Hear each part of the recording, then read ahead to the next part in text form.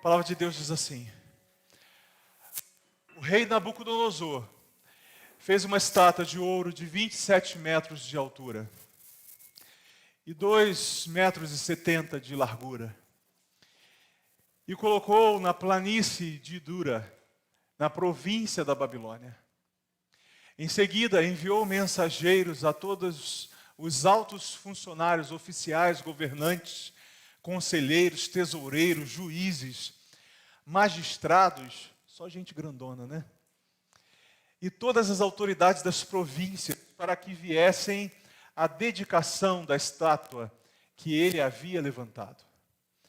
Todas essas autoridades vieram e ficaram diante da estátua que o rei Nabucodonosor havia levantado. Então, o arauto gritou: povos de todas as raças, nações e línguas, ouçam a ordem do rei.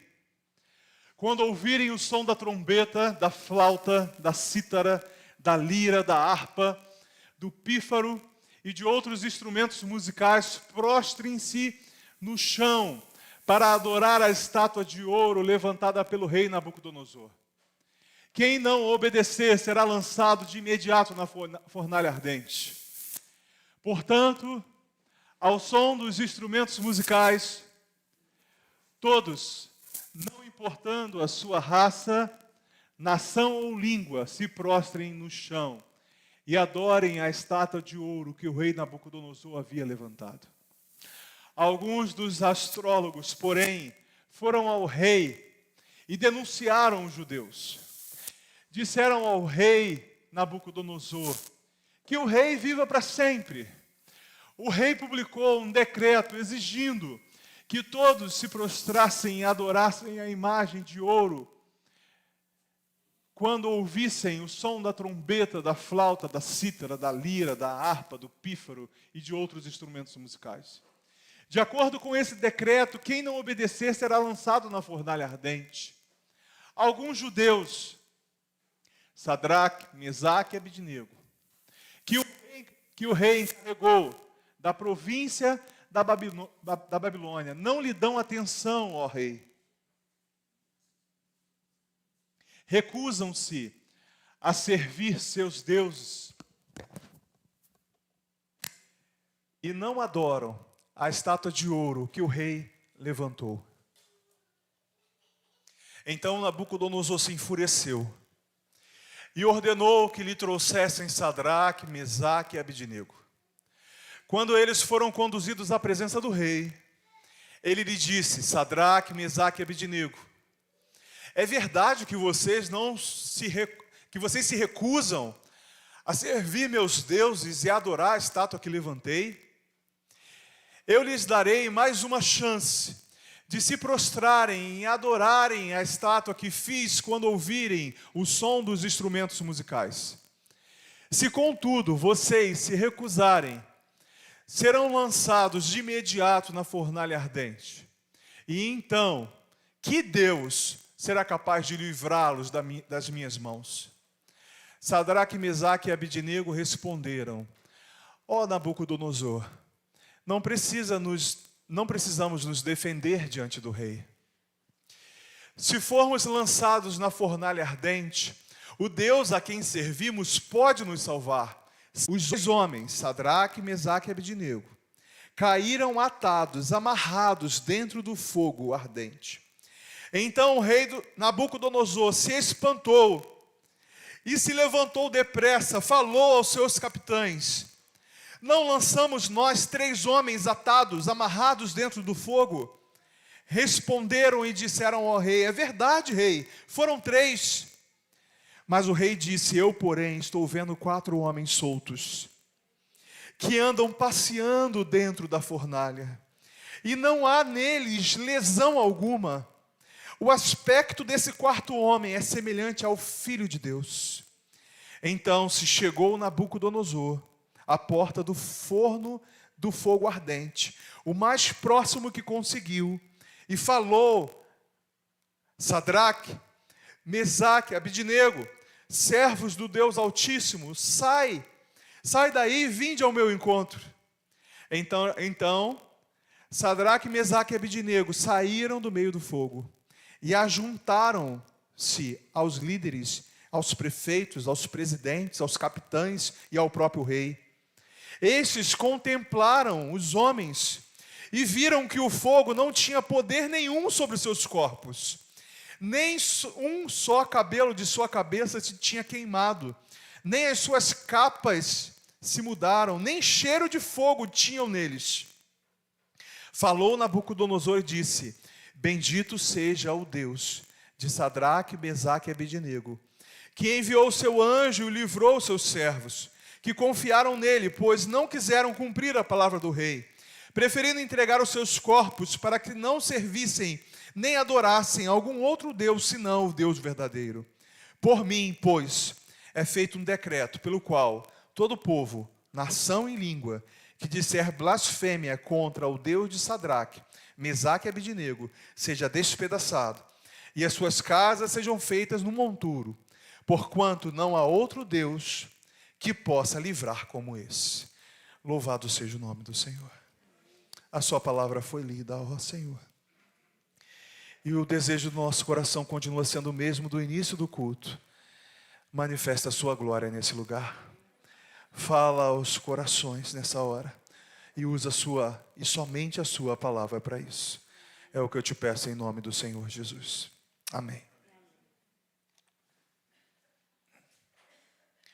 Babilônia não era o passeio do povo de Deus. Babilônia não era o lugar onde eles foram passar uma colônia de férias. A Babilônia não era o lugar onde eles haviam ido por vontade própria, por querer próprio. Eles estavam lá por desobediência. O povo de Deus havia sido enviado para a Babilônia porque os profetas haviam anunciado que a ira de Deus estava sobre o povo, de que esse povo, que outrora foi chamado de povo de Deus, agora estava vivendo em desobediência e idolatria. E por isso os profetas, Isaías em especial, anunciou incessantemente que a Babilônia viria e conquistaria o povo de Deus. Esse povo tão acostumado com vitórias experimentaria a derrota, porque estavam em desobediência. E não foi por falta de aviso, não foi por falta de alerta, não foi por falta de profecia, não foi por falta de profeta. Deus havia enviado a mensagem ao povo, mas o povo endurecia o seu coração para a mensagem que vinha da parte de Deus. Ó Senhor, eu não quero, não é o desejo do meu coração que a gente precise ser enviado para qualquer cativeiro, mas é desejo do meu coração que a primeira igreja batista de Cosmos e todos aqueles que aqui frequentam escutem as profecias proferidas nesse lugar pelo Espírito Santo de Deus e convertam-se dos seus maus caminhos, para que o Senhor possa fazer uma obra de milagre na vida deles, mas que não precise ser na Babilônia, que não precise ser diante de um castigo, que não precise ser diante de uma exortação de Deus. Que o Senhor faça uma obra maravilhosa na sua vida, mas em resposta à sua obediência. Porque se não for assim, porque se as palavras forem pregadas nesse púlpito, não importa quem é que seja, se é o pastor Samuel, se é qualquer outro, se as palavras de Deus foram ministradas ao seu coração aqui, mas de maneira consciente você for desobediente, eu quero dizer para você com todas as letras, o Senhor vai pesar a mão sobre a sua vida. O Senhor vai permitir que coisas lhe alcancem, porque Ele não pode premiar desobediência com bênção. Ele não vai premiar desobediência com milagre. A gente vê isso nesse texto, a gente vai chegar a essa conclusão lá no final. Por serem obedientes, eles vivenciam o milagre de Deus. E você não espere que na sua desobediência o Senhor opere milagres na sua vida. Não vai operar. Nunca terá. Isso não te pertence. Porque Deus não recompensa desobediência com milagre. Eu sei que essa não é uma palavra que a gente gostaria de dizer amém, glória a Deus. Porque a nossa igreja ela tem uma característica especial. A característica é assim, olha. Deus vai te dar vitória. Aleluia, glória a Deus. Deus vai te disciplinar. Seja feita a sua vontade, Senhor. É o que deveríamos dizer. Esse povo, ele é levado à Babilônia. Mas dentre esse povo existem alguns que ainda são um pouquinho mais privilegiados. Mas não se engane, eles ainda são cativos. Não se engane pelos privilégios que eles vão ter, porque eles ainda são um povo que está ali não por vontade própria, nem em liberdade completa. E esses jovens escolhidos pelo rei, logo no capítulo 1 de Daniel, são jovens que são escolhidos pelo seu potencial. São jovens que são escolhidos porque a Babilônia tinha uma característica muito inteligente ao conquistar outros povos. Ela pegava jovens que podiam ser usados ali como trainee, que podiam ser usados ali como estagiários, para que ela mesmo se beneficiasse desses jovens no futuro. Você treina um jovem, você ensina ele já tem uma capacidade, ele já tem uma inteligência, eles já são jovens fortes, e eles vão se tornar líderes no futuro, e quem se beneficia com isso? A nação, a Babilônia. Então, a Babilônia escolhe alguns jovens, entre eles Sadraque, Mesaque, Abednego, Daniel, que é o autor desse livro, e esses jovens começam a fazer parte ali do dia a dia da corte, da liderança dessa nação, de pessoas que vão dirigir, conduzir esse povo, que vão ser sim submissos ao rei, mas ainda assim estão ali vivendo numa situação melhor do que aquele plebeu que é levado para a Babilônia e tem que cultivar a terra, e tem que plantar, e tem que cuidar dos animais, e tem que trabalhar em serviços braçais. Esses são, de alguma forma, privilegiados, porque agora estão mais perto do rei. Só que lembrem-se, a Babilônia representa o mundo. A Babilônia representa a nossa cultura, aquilo que está ao nosso redor. E quando eu digo de cultura, eu não estou dizendo da cultura brasileira necessariamente, mas desse mundo em que nós vivemos, esse mundo que a Bíblia fala que jaz no maligno. Esse mundo que a Bíblia faz, que existe um príncipe das trevas que já opera nele. A Babilônia representa isso. E como um bom representante do mal e do diabo, a Babilônia oferece, a Babilônia sugere, a Babilônia manda, inclusive, que seja adorado um Deus falso. Quantos deuses falsos vocês têm adorado? Quantos deuses falsos vocês têm adorado que o mundo lhe oferece e vocês têm se prostrado diante deles? Porque o domingo à noite é o dia de vocês adorarem o Deus verdadeiro, mas durante a semana vocês adoram deuses falsos. Vocês adoram o dinheiro, se prostram diante dele. O dinheiro é o senhor da vida de vocês. Quantas vezes a família de vocês está acima do próprio Deus?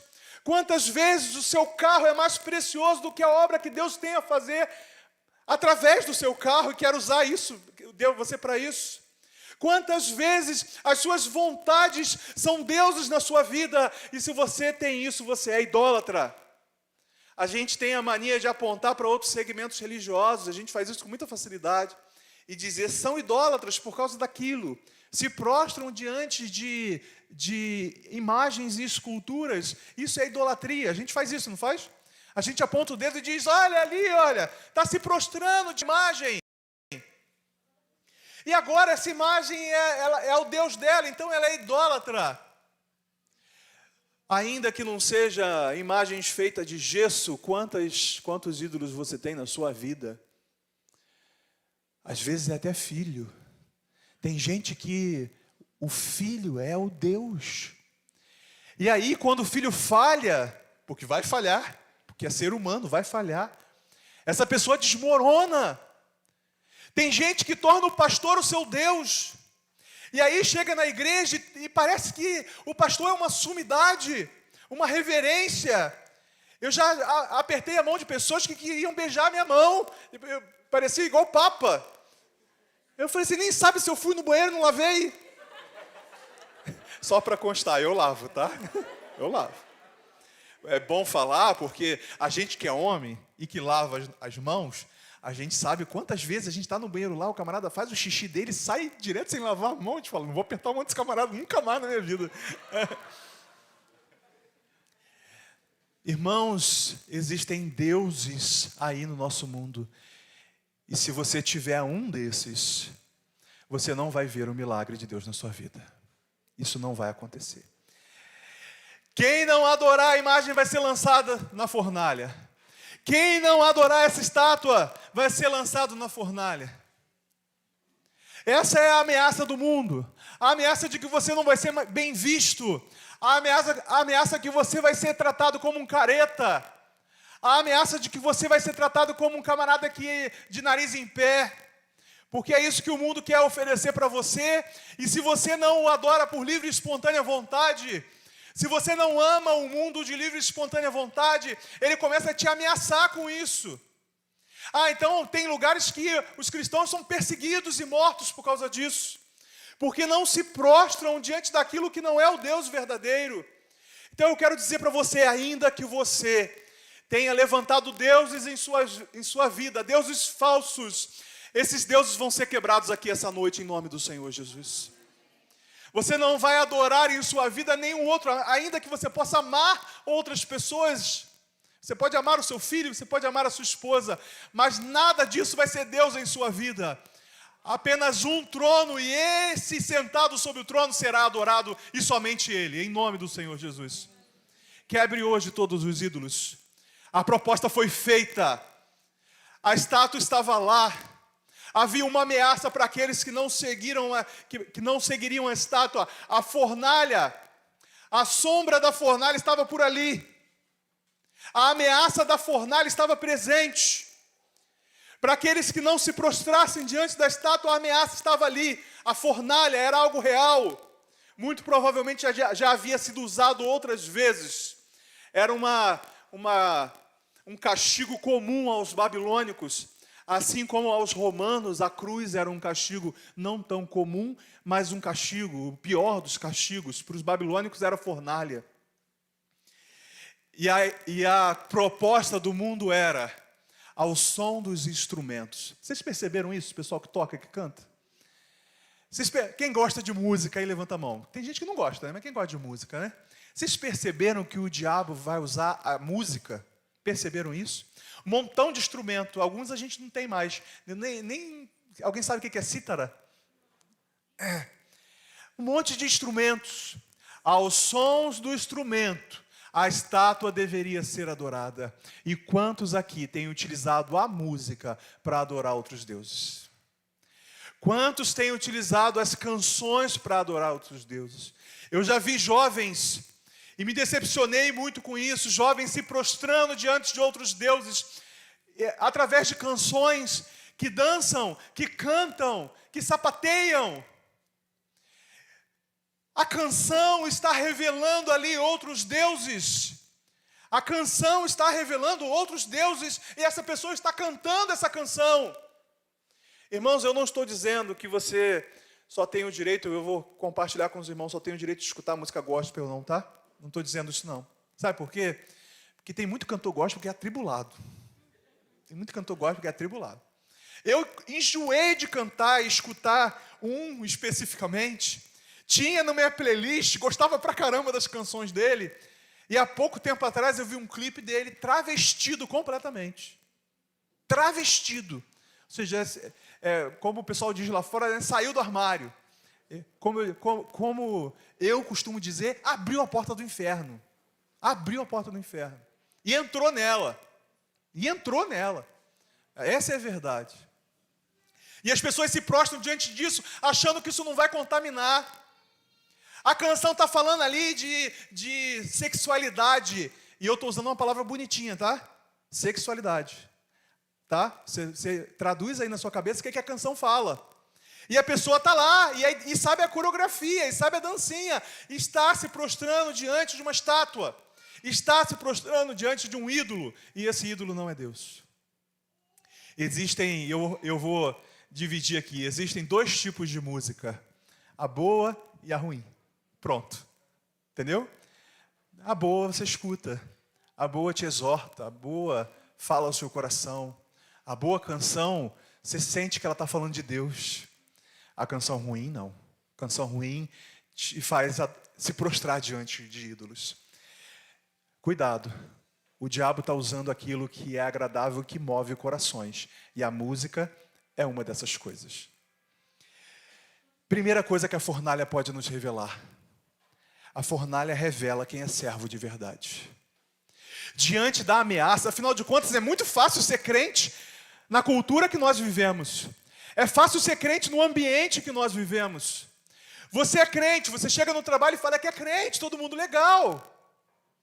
Você chega para as pessoas que convivem com você e você fala, não, eu sou evangélico, e tudo bem.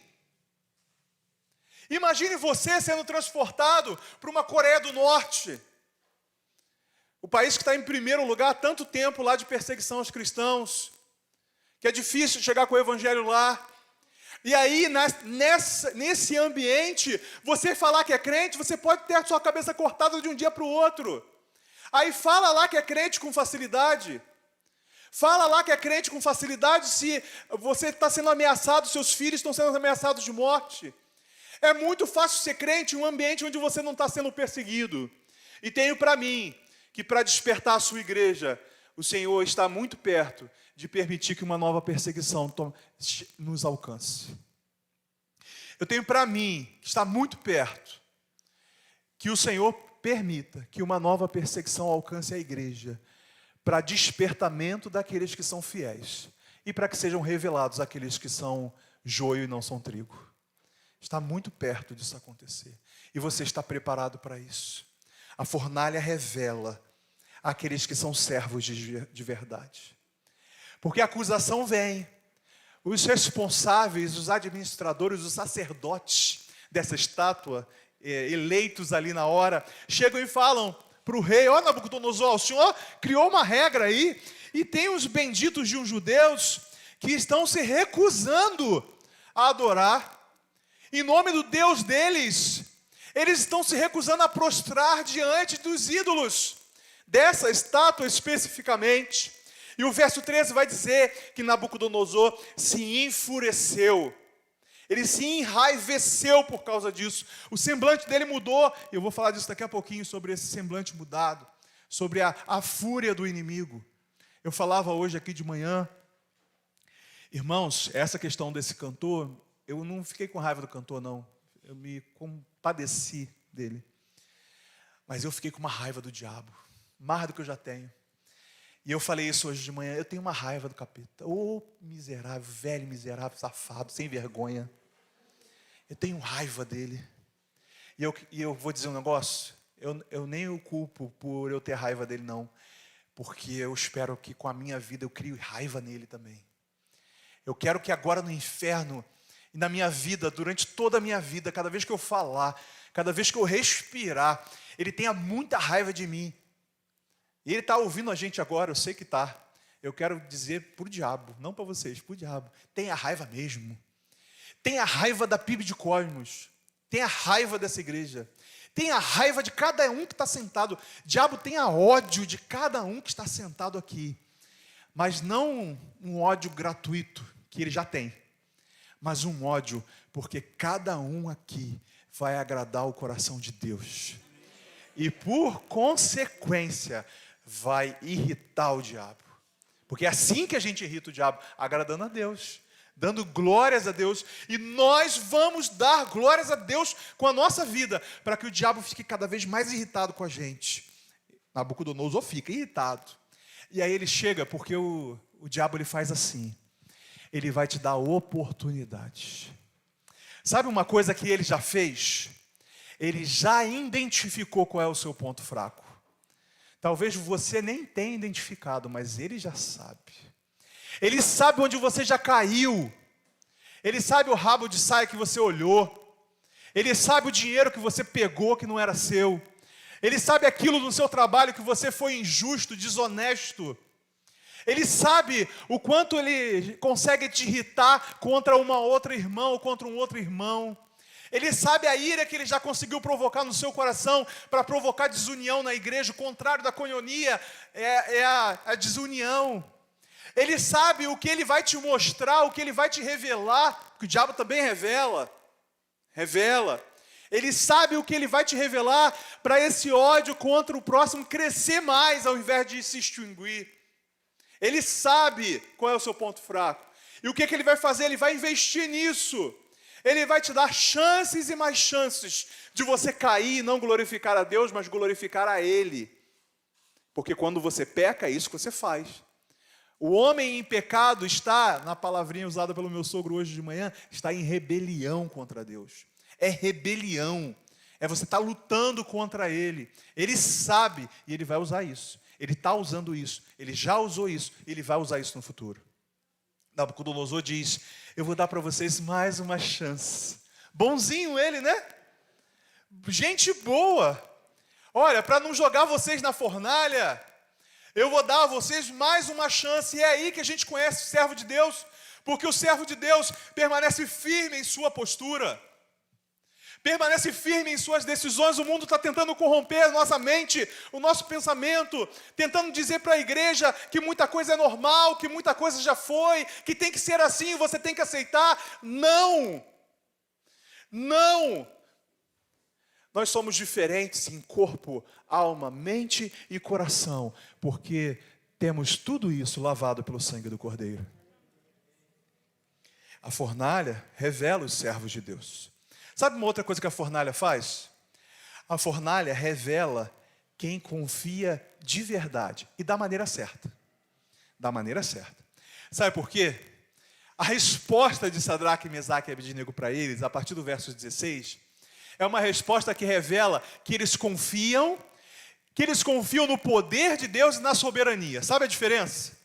Você confiar no poder de Deus é você entender que Deus pode tudo. Amém? Quem entende isso? Diga amém. Amém. Isso é confiar no poder de Deus. Deus pode tudo. Você confiar na soberania de Deus é outra coisa. Confiar na soberania de Deus é você entender que é Deus que manda. Ele pode tudo, mas Ele não faz tudo na hora que eu quero. Ele não faz o milagre na hora que eu desejo, nem na hora que eu oro. Ele faz o milagre e se faz na hora que Ele quer. Isso é soberania. Por isso que a gente costuma falar, o pessoal fala, ó, rei soberano, no sentido de que Ele manda, Ele faz do jeito que Ele quer. Sadraque, Mesaque e Abednego confiavam no poder de Deus ou na soberania de Deus? Nos dois. E isso é o que a fornalha revela. Ela revela quem confia de verdade no Senhor da maneira certa. Eles dizem para Nabucodonosor, no verso 16, a gente nem precisa se defender. O Senhor está dizendo aí que tem gente que falou que a gente não se prostrou diante da estátua, nem preciso me defender. É isso mesmo. E pronto, final. Essa fornalha aí que o Senhor está dizendo, olha, e aí é a parte que eu mais gosto da palavra deles. Eles dizem para Nabucodonosor, Deus pode sim nos salvar. Poder. Confiar no poder. Deus pode nos salvar. Pode. Não pode? Deus pode te livrar dessa situação que você está passando agora, se Ele quiser. Deus pode responder a sua oração agora, se essa for a vontade dEle. Deus pode salvar o seu filho agora, se Ele quiser fazer, porque Ele é soberano. E eu creio numa graça irresistível, quando ela alcança, o camarada se rende. Eu creio nisso. Deus pode. Sadraque, Mesaque e Abednego responderam, Ele pode nos salvar. Mas aí vem a segunda parte, que é confiar na soberania. Eles dizem, mas ainda assim, se Ele não nos salvar, se Ele não nos livrar da fornalha, ainda assim, Ele vai nos livrar do Senhor. Nabucodonosor, olha que legal. Eles falam, olha, Ele pode não nos livrar da fornalha. Ele pode fazer isso, mas se Ele não quiser, Ele não vai nos livrar da fornalha. Mas Ele vai nos livrar do Senhor. É isso que Deus faz. Ou Ele nos livra da doença, ou Ele nos livra do mundo. Não é isso que Ele faz quando Ele leva para a glória? Ele livra da doença quando Ele cura. E Ele nos livra de tudo quando Ele nos leva para a glória. Ou seja, Sadraque, Mesaque e Abednego tinha plena concepção da fé que tinha. Ele pode nos salvar. Mas se Ele não quiser nos salvar, Ele nos livra do Senhor. Só que tem uma coisa, um detalhe. Nabucodonosor, fique o Senhor sabendo, quer Ele nos livre, quer não, a gente não vai se prostrar diante dessa estátua. Isso é fé. Isso é o que Deus quer de você. É que quando você se deparar com os problemas, as dificuldades, as fornalhas vierem, você ter o entendimento de que quer Deus te livre do problema, quer Deus não te livre, você tem que passar por ele, penando, apanhando de todos os lados. Quer aconteça um milagre, quer o milagre não aconteça, eu não vou me prostrar diante da estátua nenhuma. Porque eu só me prostro diante de Jesus, somente diante dele. Sadraque, Mesaque e Abednego deixaram bem claro, nós serviremos somente ao Deus verdadeiro. Claro, o inimigo fica furioso, né? Olha o diabo aí, verso 19. Nabucodonosor se enfureceu tanto, seu rosto ficou desfigurado de raiva. Então ele ordenou que a fornalha fosse aquecida 7 vezes mais. Quer adorar só a Deus? Eu vou atazanar a sua vida. Eu vou perturbar você. Mas eu louvo o nome do Senhor, porque a Bíblia nos garante, maior é o que está em nós do que o que está no mundo. Aquele que governa sobre o mundo não é maior do que o nosso Deus.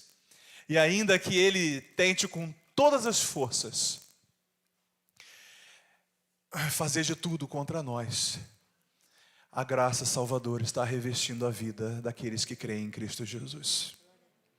Mas ele fica furioso. Verso 20 ele fala, deu ordem para que homens, os mais fortes do seu exército, amarrassem eles. Então vamos lá, imagina a cena. Não vamos nos prostrar, pronto, acabou. Não adianta o senhor oferecer para a gente. Amarra esses camaradas, pega os mais fortões aqui da igreja. Misericórdia. Pega os mais fortões da Babilônia, do exército. Amarra eles, joga na fornalha, a fornalha está 7 vezes mais aquecida. Os cabras que levam Sadraque, Mesaque e Abednego para a fornalha morrem de tão quente que estava a fornalha. Ou seja, eles chegam no lugar onde normalmente eles empurram os camaradas, mas o calor é tão grande que eles desfalecem e morrem ali. Seria mais ou menos assim, se Sadraque, Mesaque e Abednego tivessem sido atingidos pelo fogo, seria um churrasco. Esses camaradas, eles são um assado, né? Estão no forno. O fogo não pega diretamente neles ali, mas eles morrem, como é que fala quando a gente... Defumado. Morre defumado, de tão quente que é essa fornalha. Ou seja, as chamas matam os soldados. As chamas matam os soldados da Babilônia.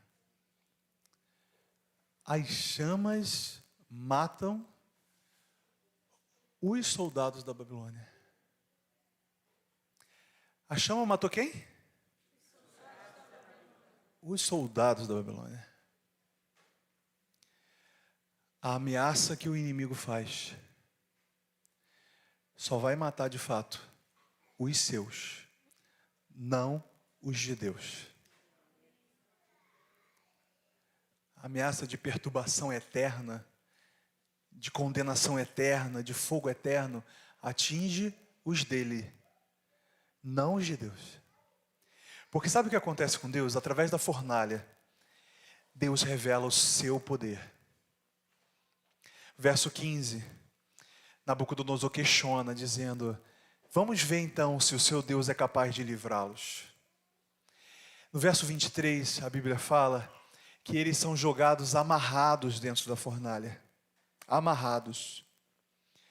Mas no verso 25, Nabucodonosor vê 4 homens andando soltos dentro da fornalha. Soltos.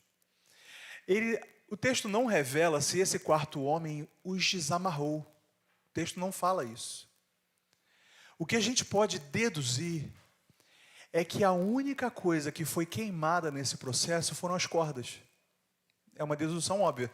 Senão o texto diria, o 4º homem desamarrou e começou a caminhar com eles na fornalha. Mas o texto não diz isso. O texto diz que eles são jogados amarrados e no verso seguinte está dizendo que eles estão caminhando na fornalha. Quando você deixar essa vida de idolatria, e se colocar em uma postura de fidelidade com Cristo. Quando você for fiel a Deus de verdade, mas fiel a Deus de verdade, não de palavras, não de fingimento, não de hipocrisia. Quando você for fiel a Deus de verdade, ainda que você seja jogado em fornalhas, a única coisa que vai queimar são as amarras que te prendem. As únicas coisas que vão queimar nesse processo é aquilo que te impede de caminhar, é aquilo que te impede de andar, porque Deus honra ao fiel. Deus honra aquele que é fiel. A palavra de Deus vai nos dizer que eles são lançados, amarrados. Daqui a pouco, no verso 25, eles estão andando completamente desamarrados. E ele vê um quarto homem na fornalha. Um quarto homem na fornalha. Eu creio que o quarto homem na fornalha é uma pré-encarnação de Cristo. É uma teofania.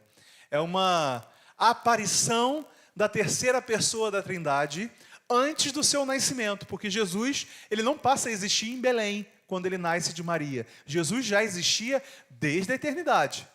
E o que acontece ali, esse quarto homem na fornalha, é o próprio Cristo com eles, caminhando. Antigamente cantavam, já lá vou eu, né? Se passares pelas águas, eu contigo irei. Se pisares em espinhos, eu contigo. Não, puxa não, que eu não vou cantar não. Não, dessa vez não, Rodrigo, obrigado. Dá não. As promessas que o Senhor faz aos fiéis. Para Josué, ele disse: o seu Deus estará com você por onde você andar. Aleluia. Isaías 41, para Isaías ele diz: eu o fortalecerei e o ajudarei, eu o segurarei com minha mão direita vitoriosa. Em Mateus 28, o próprio Jesus diz: eu estarei sempre com vocês até o fim dos tempos. Aos Hebreus, no capítulo 13, ele diz: nunca o deixarei, nunca o abandonarei. Ainda que você esteja numa fornalha, Deus está contigo. Ainda que você esteja passando por um momento muito difícil na sua vida, o Senhor nunca te desampara. E sabe o que acontece quando a gente assume uma postura diferente de fidelidade? A postura diferente de fidelidade vai influenciar as pessoas que estão ao nosso redor. A postura de fidelidade, porque mais contagiante do que o Covid. Misericórdia. Mais contagiante do que o Covid, do que o Ebola, misericórdia. Misericórdia mesmo. Mais contagiante do que qualquer doença que as pessoas que trabalham na área de saúde aqui vão conseguir lembrar. É a graça salvadora de Cristo Jesus. Quando Nabucodonosor vê isso, o mesmo camarada que perguntou: vamos ver se o seu Deus é capaz de livrar? Esse camarada vai dizer agora: olha, Sadraque, Mesaque e Abednego, servos do Deus Altíssimo. Essa frase, o autor dessa frase é Nabucodonosor. O autor dessa frase é Nabucodonosor. O mesmo cara que jogou na fornalha, o mesmo cara que criou uma estátua, o mesmo cara que ficou irritado quando eles não obedeceram a ordem. E aí Nabucodonosor vai dizer também, olha, outra frase Nabucodonosor, escreve aí no seu Instagram: louvado seja o Deus de Sadraque, Mesaque e Abednego. Autor, Nabucodonosor. Outra frase de autoria de Nabucodonosor, verso 29. Se qualquer pessoa, não importa a raça, nação ou língua, disser uma palavra contra o Deus de Sadraque, Mesaque e Abednego, ele será despedaçado, sua casa transformada num monte de escombros. Não há outro Deus capaz de livrar como o Deus deles. Não há outro Deus capaz de livrar dessa maneira. Não há Deus como o nosso Deus. Não há Deus como o nosso Deus. Não há Deus como o nosso Deus. Não há Deus como o Senhor nosso Deus. Talvez aquela pessoa que você ora tanto para que mude de pensamento, como Nabucodonosor mudou, está esperando a sua postura de fidelidade. Para que diante da sua postura de fidelidade, Deus faça um milagre. E ela veja a ação de Deus na sua vida. Eu não sei se nessa história você é Sadraque, Mesaque e Abednego numa fornalha ou diante de um desafio.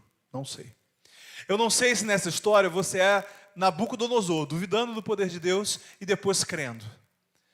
Eu sei que Deus pode mudar a sua realidade diante da sua postura de fidelidade. Quantos querem ser fiéis a Deus, digam amém. Eu quero orar por você, igreja. Eu quero orar por você, igreja, para que Deus desperte no seu coração.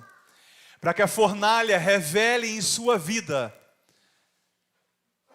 E através da sua vida, o poder do Altíssimo. Para que no meio do fogo, as pessoas vejam o poder de Deus em você. Eu também quero orar por você que não crê em Deus. Ou que não cria até hoje. Mas hoje Deus falou ao seu coração e mostrou para você que Ele tem uma caminhada de fé para que você viva. Uma caminhada de compromisso com Ele, de fidelidade também. E eu quero orar para que hoje seja o dia da virada, o dia da mudança na sua vida. E que a partir de hoje o Senhor desperte um compromisso sem igual, que você nunca experimentou, mas que a partir de hoje você quer viver e experimentar. Então, se essa é a sua condição, em qualquer um dos casos, ore comigo. Deus, essa noite, eis aqui a sua igreja. Senhor, se existe idolatria ainda em nosso meio, nós declaramos que caiu por terra hoje em nome do Senhor Jesus. Se existe falta de compromisso, Senhor, contigo, nós também declaramos e repreendemos em nome de Cristo Jesus. A sua palavra diz que as portas do inferno não prevalecerão contra a igreja. E em nome de Cristo Jesus, o Senhor, quando voltar à terra, encontrará uma igreja viva e vibrante na sua presença. Uma igreja que verdadeiramente cumpre o seu querer. Uma igreja que verdadeiramente cumpre a sua vontade. Não de boca, mas de fato e verdade. Uma igreja que adora somente a Ti. Somente a Ti. Uma igreja, Senhor, que tem consciência que ainda que esteja na fornalha, não estaremos sozinhos, porque há um outro na fornalha. Há um outro. E esse outro é o nosso Deus. Quando estávamos caminhando para uma fornalha eterna, o Senhor nos livrou dela, morrendo na cruz pelo nosso pecado. Então, Senhor, desperta em nosso coração esse entendimento de que não há outro como nosso Deus. Não há rocha alguma como o Senhor nosso Deus. Ele é o pão vivo que desceu do céu. Ele é a água da vida. Ele é o nosso único Senhor e Salvador. Desperta, Senhor, esse entendimento nos corações. Desperta, Deus, para que famílias possam caminhar contigo, vibrantes na sua presença. Para que o milagre do Senhor alcance essa vida, alcance essas famílias. Lares destruídos, já pegando fogo. Que o Senhor possa livrar em meio às chamas e saírem ilesos para a glória do Senhor Jesus. Eu sei que o Senhor pode. E nós te pedimos isso em nome do Senhor Jesus. Amém. Amém.